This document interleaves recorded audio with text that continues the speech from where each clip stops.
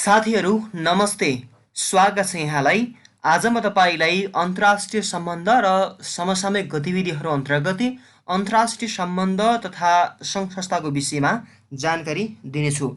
जति पनि साथीहरूले लोक सेवा आयोगद्वारा लिइने खरिदार नायक सुब्बा शाखाधिकृत परीक्षा तपाईँ तयारी गर्नुहुन्छ, तपाईँका लागि महत्त्वपूर्ण हुन सक्छ। तर आज पनि खरिदार तयारी गर्ने साथीहरूका लागि महत्त्वपूर्ण सामग्री रहेको छ। आज म तपाईँलाई खरिदार र नायक सुब्बासँग सम्बन्धित अन्तर्राष्ट्रिय सम्बन्ध तथा सङ्घ संस्थासँग सम्बन्धित केही जानकारी दिँदैछु। आजको विषयमा तपाईँलाई म आज चाहिँ परराष्ट्र नीति र असंलग्न नीतिको विषयमा जानकारी दिनेछु। सुरुमा परराष्ट्र नीति। परराष्ट्र नीति भनेको के रहेछ यो जानौँ। राष्ट्रिय हित प्रवर्धनका निमित्त अन्य राष्ट्रहरूसँग सम्बन्ध राख्ने नीतिलाई परराष्ट्र नीति भनिन्छ। राष्ट्रिय हित प्रवर्धनका निमित्त अन्य राष्ट्रहरूसँग सम्बन्ध राख्ने नीतिलाई परराष्ट्र नीति भनिन्छ। नेपालको परराष्ट्र नीतिका प्रवर्तकै पृथ्वीनारायण शाहलाई मानिन्छ। नेपालको परराष्ट्र नीतिका प्रवर्तकै पृथ्वीनारायण शाहलाई मानिन्छ। नेपालका आधुनिक परराष्ट्र नीतिका निर्माता श्री 5 महेन्द्रलाई मानिन्छ। नेपालका आधुनिक परराष्ट्र नीतिका निर्माता श्री 5 महेन्द्रलाई मानिन्छ। नेपालसँग सर्वप्रथम दौत्य सम्बन्ध कायम सन् 1816 बेलायतसँग भएको थियो। नेपालसँग सर्वप्रथम दौत्य सम्बन्ध कायम सन् 1816 बेलायतसँग भएको थियो।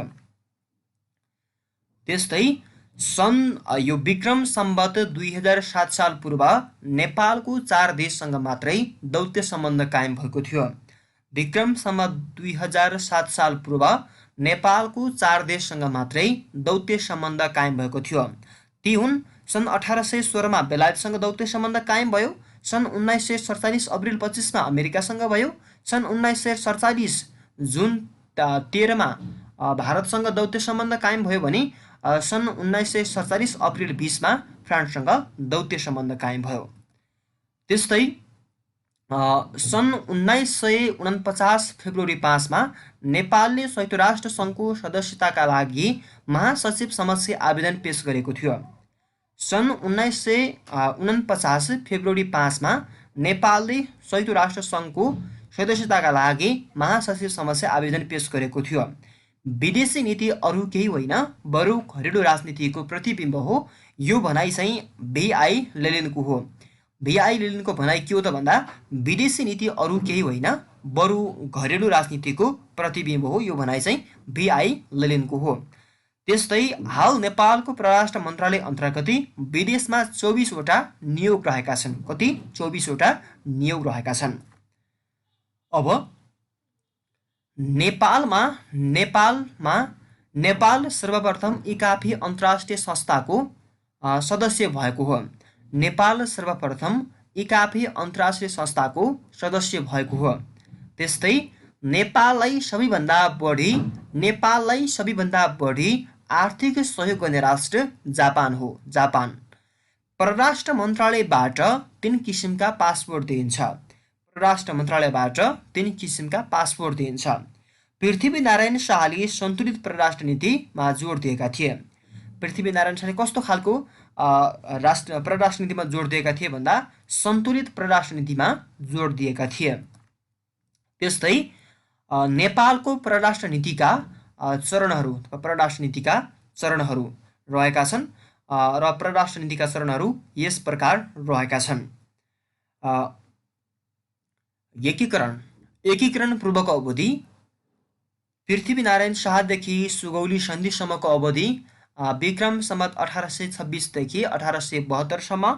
त्यसैगरी सुगौली सन्धिदेखि कोद पर्वसम्मको अवधि विक्रम सम्वत 1872 देखि 1903सम्म। त्यसैगरी राणाकालीन अवधि विक्रम सम्वत 1903 देखि 2007सम्म। त्यसैगरी प्रजातन्त्रकाल विक्रम सम्वत 2007 सालदेखि विक्रम सम्वत 2017सम्म। त्यसैगरी पञ्चायतकाल विक्रम सम्वत 2017 देखि 2046सम्म। त्यसैगरी बहुदलीय व्यवस्थाको पुनर्स्थापना पछि चाहिँ विक्रम सम्वत 2046 पछि हालसम्म।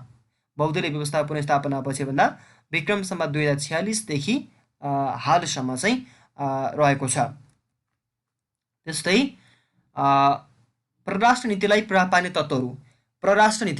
पार्ने तत्त्वहरू यस प्रकार रहेका छन्: आन्तरिक, सामाजिक, सांस्कृतिक, आर्थिक एवं राजनीतिक अवस्था, भूराजनीतिक अवस्था, राष्ट्रिय नेतृत्व, व्यक्तित्व सम्बन्धी तत्त्वहरू, राष्ट्रिय मूल्य मान्यता, आदर्श उद्देश्य, विश्व शान्ति र निशस्त्रीकरण, अन्तर्राष्ट्रिय सङ्गठन, सम्मेलन, घोषणापत्र र प्रस्तावनाहरूको प्रभाव, अनि शान्तिपूर्ण सह-अस्तित्व र असंलग्नता, अनि बहुपक्षीय र क्षेत्रीय सङ्घ-संस्थामा आबद्ध। त्यस्तै गरी अर्को रहेको छ कूटनैतिक मूल्य र अभ्यासहरू पनि रहेका छन् यो परराष्ट्र नीतिलाई प्रभाव पार्ने तत्त्व अन्तर्गत। त्यस्तै नेपालको परराष्ट्र नीतिका उद्देश्य के हुन् भन्ने कुरा जान्न जरुरी छ। के हुन् त? नेपालको परराष्ट्र नीतिका उद्देश्यहरू यस प्रकार रहेका छन्: देशको सार्वभौमिकताको कदर गर्ने, राष्ट्रिय स्वतन्त्रताको सुरक्षा गर्ने, नेपालको पूर्ण आर्थिक विकास गर्ने, विश्व शान्तिको पक्षमा काम गर्ने, संयुक्त राष्ट्रसङ्घलाई सुदृढ बनाउने, उपनिवेशवादी, साम्राज्यवाद र जातिवादको विरोध गर्ने, त्यसै गरी विश्वका सबै समस्याहरूको समाधानका निमित्त ससाना राष्ट्रहरूको भूमिका सबल बनाउने। त्यसै गरी यो हो नेपालको परराष्ट्र नीतिका उद्देश्यहरू हुन्। परराष्ट्र नीतिले जहिले पनि सार्वभौम सत्तालाई कदर गर्दछ अनि राष्ट्रिय स्वतन्त्रताको सुरक्षा गर्ने काम गर्नु पर्यो। त्यसै गरी नेपालको पुनः आर्थिक विकास गर्नु पर्यो। त्यसै गरी विश्व शान्तिको पक्षमा काम गर्नु पर्यो। संयुक्त राष्ट्रसङ्घलाई सुदृढ बनाउनु पर्यो। त्यसै गरी उपनिवेशवाद, त्यसै गरी साम्राज्यवाद र जातिवादको विरोध गर्नु पर्यो जहिले पनि। त्यसै गरी विश्वका सबै समस्याहरूको समाधानका निमित्त ससाना राष्ट्रहरूको भूमिका पनि सबल बनाउने काम गर्नु पर्यो। त्यस्तै रहेका छन् नेपालको परराष्ट्र नीतिका विशेषताहरू यस प्रकार रहेका छन्। नेपालको परराष्ट्र नीतिका विशेषताहरू यस प्रकार रहेका छन्: असंलग्न परराष्ट्र नीति, पञ्चशीलको सिद्धान्तप्रति आस्था, संयुक्त राष्ट्रसङ्घप्रति प्रतिबद्धता, समस्याको शान्तिपूर्ण समाधान, निशस्त्रीकरण, दमन र भेदभावको विरोधी, मित्रतापूर्ण सम्बन्धको विस्तार आदि रहेका छन्।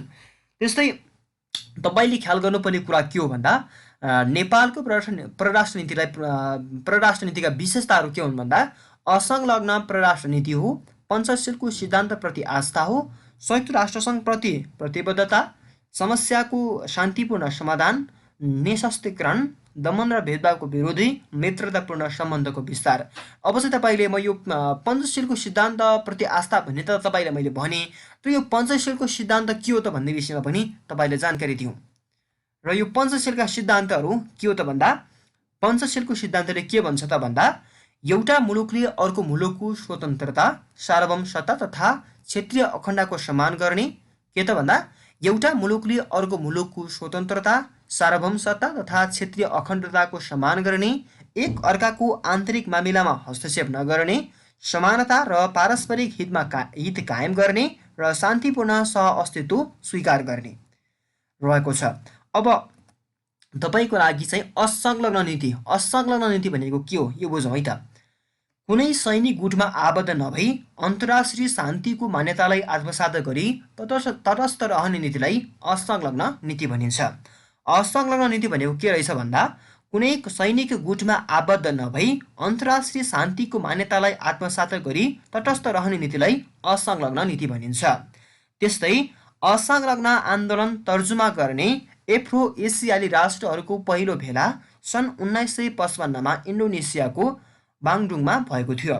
असंलग्न आन्दोलन तर्जुमा गर्ने एफ्रो एसियाली राष्ट्रहरूको पहिलो भेला सन् 1955मा इन्डोनेसियाको बाङडुङमा भएको थियो। अब तपाईँको लागि चाहिँ के रहेको छ भन्दा यो असंलग्न आन्दोलनका 5 संस्थापक महारथीहरू जसलाई चाहिँ बिग फाइभ भनी चिन्छौँ र त्यो के हुन् भन्दा भारतका प्रधानमन्त्री जवाहरलाल नेहरू, त्यसै गरी युगोस्लाभियाका राष्ट्रपति जोसेफ ब्रज टिटो, त्यसै गरी इजिप्टका राष्ट्रपति गमाल अब्दुल नासिर, त्यसै गरी इन्डोनेसियाका राष्ट्रपति सुकार्नो, त्यसै गरी चाहिँ घानाका राष्ट्रपति क्वामे एन क्रुमा। र अब चाहिँ तपाईँको लागि रहेको छ, तपाईँका लागि चाहिँ अब हामी प्रस्तुत गर्न गइरहेका छौँ श्री 5 वीरेन्द्रबाट नेपाललाई शान्ति क्षेत्र घोषित गरियोस् भनी विक्रम सम्वत 2031 फागुन 13मा प्रस्ताव गरिबक्स्यो। श्री 5 वीरेन्द्रले के भन्दा श्री 5 वीरेन्द्रले नेपाललाई शान्ति क्षेत्र घोषित गरियोस् भनी विक्रम सम्वत 2031 फागुन 13 मा प्रस्ताव गरिबक्स्यो। अनि नेपालको शान्ति क्षेत्रको प्रस्तावनालाई हालसम्म विश्वका 116 राष्ट्रले समर्थन गरेका छन्। कति राष्ट्रले? 116 राष्ट्रले के गरेका छन्? नेपालको शान्ति क्षेत्रको प्रस्तावनालाई के त आत्मसात समर्थन गरेका छन्। नेपालको शान्ति क्षेत्र प्रस्तावलाई हालसम्म समर्थन नजनाउने सार्क राष्ट्र अन्तर्गतको छिमेकी राष्ट्र कुन हो भन्दा भारत हो। भारत। त्यसै गरी देशको अखण्डता र स्वतन्त्रता कायम गरी अन्तर्राष्ट्रिय जगतमा राष्ट्रिय सम्मानको अभिवृद्धि गर्ने दिशाका राज्यको अन्तर्राष्ट्रिय सम्बन्ध निर्देशित हुनेछ भन्ने कुरा नेपालको संविधान 2072 को धारा 34 को उपधारा 6 मा उल्लेख गरिएको छ। त्यसै गरी तपाईका लागि अब हामीले चाहिँ छिमेकी मित्र राष्ट्रहरू र संसारका अरू सबै मुलुकहरूसित आर्थिक, सामाजिक एवं अन्य क्षेत्रमा समानताको आधारमा सहयोगात्मक सुसम्बन्ध कायम गरी नेपालमा शान्तिलाई अन्तर्राष्ट्रिय मान्यताका आधारमा संस्थागत गर्दै जाने नीति राज्यले अवलम्बन गर्नेछ भन्ने कुरा नेपालको संविधान 2072 को धारा 35 को धारा 22 मा व्यवस्था गरिएको छ। त्यस्तै असंलग्न राष्ट्रको प्रथम शिखर सम्मेलनमा सर्वप्रथम भाग लिने नेपालका राजा श्री 5 महेन्द्र हुन्। को त भन्दा असंलग्न राष्ट्रको प्रथम शिखर सम्मेलनमा सर्वप्रथम भाग लिने नेपालका राजा चाहिँ श्री 5 महेन्द्र हुन्। श्री 5 को त महेन्द्र। साथीहरू, तपाईले आजको भिडियो कस्तो लाग्यो? जस्तो लाग्यो त्यस्तै प्रतिक्रिया तपाईले दिन सक्नुहुनेछ। यदि तपाईँ पनि लोकसेवा आयोगद्वारा दिइने खरदार नायक सुब्बा शाखा अधिकृत तपाईँ तयारी गर्नुहुन्छ भने तपाईँका लागि हाम्रो च्यानल निकै नै उपयोगी हुन सक्छ। त्यसैले हाम्रो च्यानललाई, हाम्रो एजुकेसन किरो युट्युब च्यानललाई सब्सक्राइब गर्न सक्नुहुन्छ र जति साथीले पनि सब्सक्राइब गरिसक्नु भएको छ तपाईँहरूले हाम्रो भिडियोहरूलाई लाइक, कमेन्ट र सेयर गर्न सक्नुहुन्छ। र तपाईँ हाम्रो च्यानलबाट कस्ता खालका भिडियो हेर्न चाहनुहुन्छ त्यो पनि कमेन्ट बक्समा लेखिदिनु होला। हामी त्यस्तै खालका भिडियो बनाउने प्रयास गर्नेछौँ। हवस् त साथीहरू, हाम्रो भिडियो पुरा हेरिदिनु भयो, धन्यवाद दिन चाहन्छौँ। आजको भिडियोबाट भने म पनि छुटिन्छु। नमस्ते।